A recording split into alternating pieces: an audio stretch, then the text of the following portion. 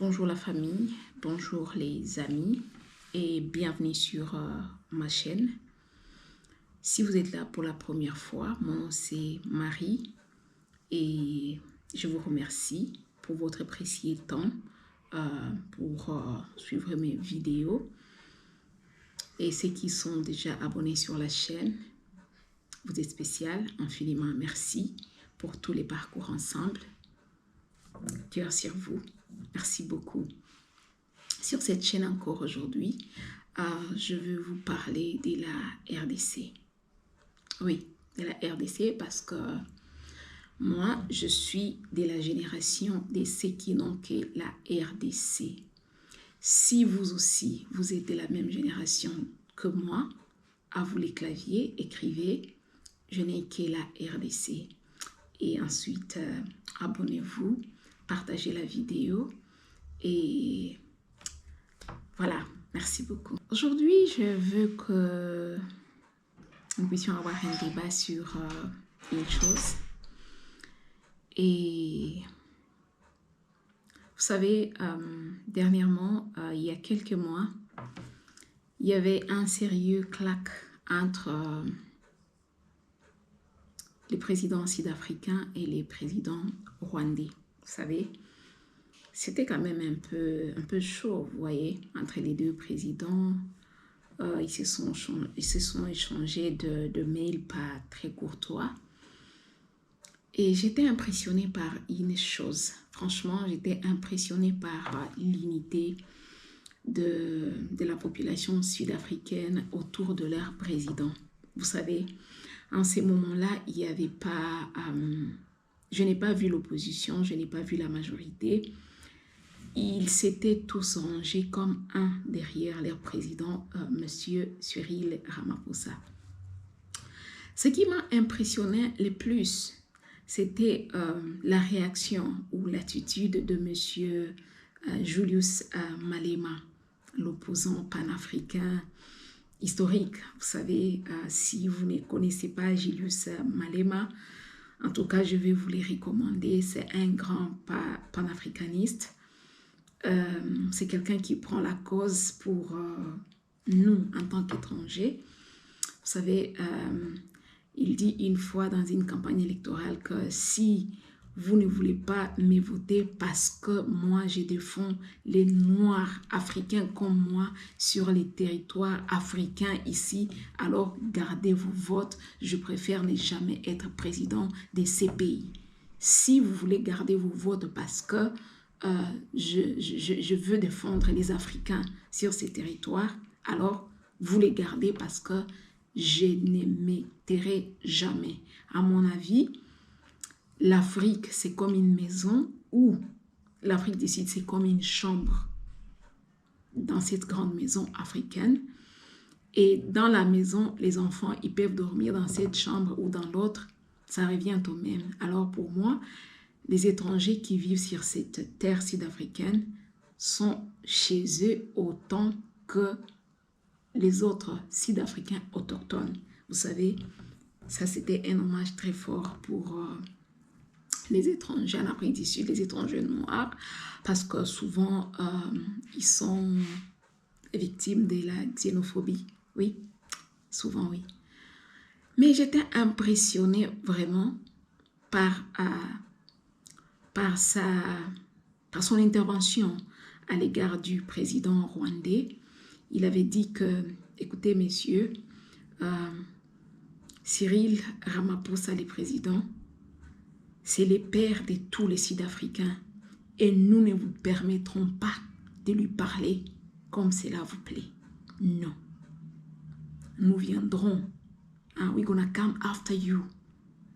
Si vous parlez encore en mal de notre président, vous n'insultez pas notre président, vous insultez tous les Sud-Africains. Lui, c'est l'opposant historique de l'Afrique du Sud. Cet homme a refusé le pouvoir. Dernièrement, il y a eu élection dans ces pays. Il a refusé le pouvoir parce qu'il a refusé d'entrer en coalition avec une certaine catégorie de gens que je ne vais pas citer ici. Vous comprenez les niveaux élevé de la personnalité de cet homme, mais bien qu'il soit à l'opposition, en fait, il dirige le 3e plus grand parti politique. Mais j'étais vraiment ébahie.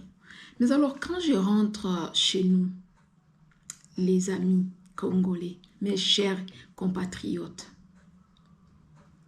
vous savez, je suis écœurée quand je regarde la manière dont nous avons l'habitude de critiquer nos dirigeants. Vous savez, je ne sais pas si je peux tenir et voir quelqu'un critiquer mon père et je m'étais.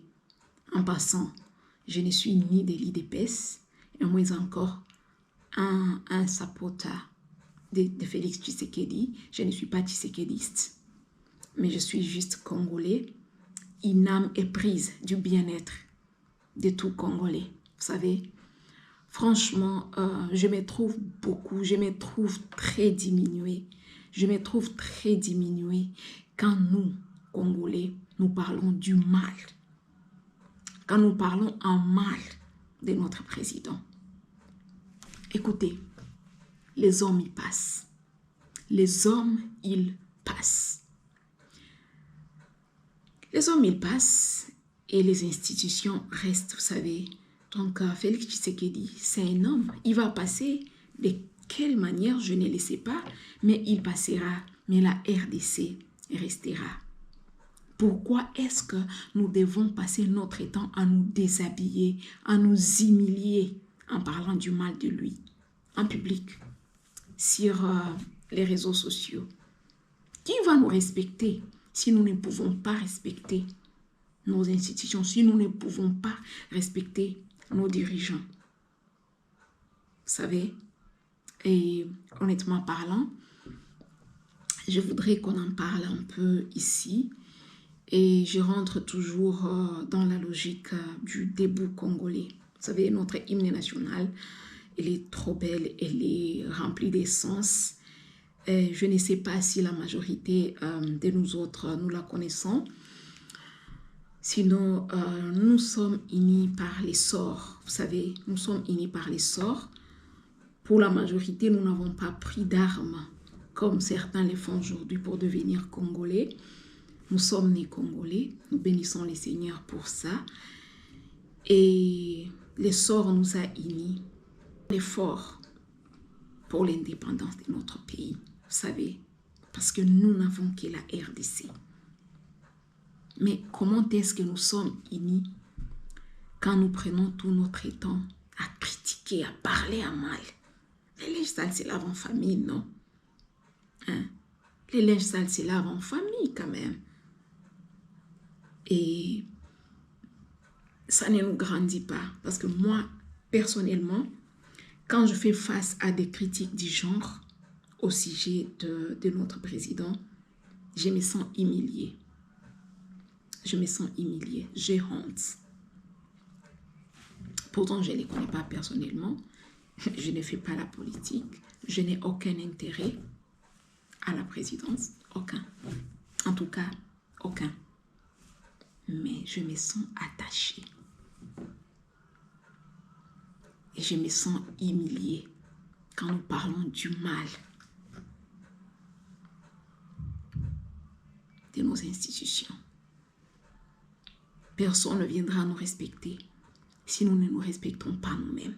Personne. Vous savez, la question est la suivante. Est-ce que nous ne crions pas la guerre, nous sommes attaqués, alors que nous-mêmes, nous nous fragilisons? C'est nous-mêmes qui nous fragilisons quelque part et nous armons nos ennemis. Quand un président étranger se tient et qu'il dise des méchancetés, qu'il dise des paroles humiliantes sur notre président, combien d'entre nous s'élèvent pour dire non, nous ne vous permettrons pas cela? Où est notre grandeur en tant que nation? Où est notre grandeur? C'est où? Où est l'essence du respect? Où est l'essence de la grandeur? que nous portons en tant que Congolais.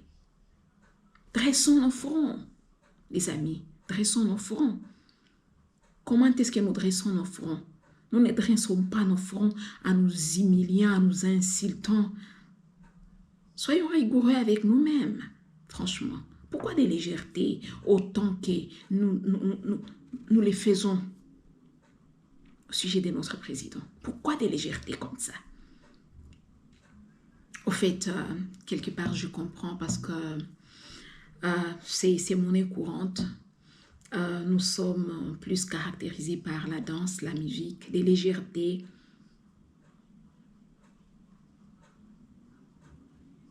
Et voilà, nous parlons beaucoup de fois sans pour autant examiner qu'est-ce qui sort de nos bouches.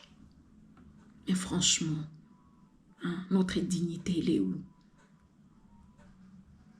Vous pouvez imaginer lorsque le monsieur de l'autre côté là, de la rivière Ruzizi, lorsqu'il avait parlé de notre président, il a appelé des noms que moi je ne peux même pas répéter. Je ne peux même pas répéter ces noms-là. C'est trop sale pour moi. Je ne peux pas. Je ne répète pas des choses comme ça, moi. Vous savez, de toute façon, ça me faisait moi mal. J'avais l'impression de sauter sur l'écran où je le voyais parler. Ça me révoltait, ça me faisait mal. Et combien de Congolais avaient les mêmes sentiments? Au contraire, nous nous sommes levés avec lui. Ah oui, nous avons pris parti. Hein? Nous avons pris parti et les anglophones disent « we enjoyed it ». We enjoyed it. That's it. Pourquoi il ne viendrait pas contre nous quand il veut, quand il le sent? Pourquoi pas? Debout Congolais, notre mentalité, notre façon de vivre. Soyons respectueux envers nous-mêmes, notre dignité.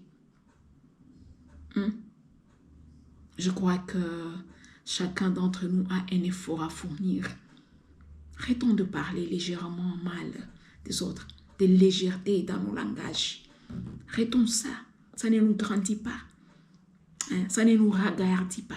Ça nous diminue. Ça nous rabaisse. Quand un étranger vient, il parle du n'importe quoi de notre président. Et nous aussi, on prend ça, on partage, on célèbre. Non, franchement. Franchement. Il a des défauts. Mais dans des situations comme ça, par exemple, au lieu de l'insulter, au lieu de nous insulter, tenons-nous la main dans la main, ensemble, nous sommes plus forts. Combattons l'ennemi, combattons son idéologie, l'idéologie de nous diviser, l'idéologie de nous séparer. Et après, nous allons laver nos linges chez nous, en famille. En tout cas, ça me tenait tellement à cœur. Je voulais vraiment en parler avec vous. Et je sais qu'il y a des âmes éprises de bonne foi chez nous. Ça, c'est sûr, je le sais. Je sais que vous serez très sensibles et non insensibles à cet appel. C'est un appel, franchement. Soyons unis.